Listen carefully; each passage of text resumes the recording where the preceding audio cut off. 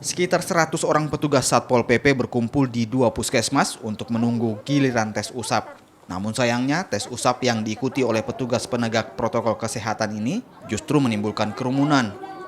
Petugas yang menunggu giliran justru berkerumun di sekitar tempat tes usap.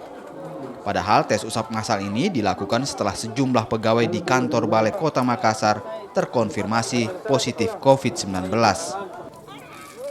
Pimpinan bahwa untuk tes swab kali ini untuk memutus mata rantai COVID-19. Oke. Apa ada informasi ada yang terkena di Satpol PP? Iya betul sekali. Jadi selain Bapak Kasatpol PP, kebetulan beberapa pimpinan kami pun juga sudah ada yang terjangkit. Maka dari itu selaku pimpinan kami dapat arahan dari beliau untuk segera melakukan tes swab bersama dengan anggota-anggota kecamatan dan kota.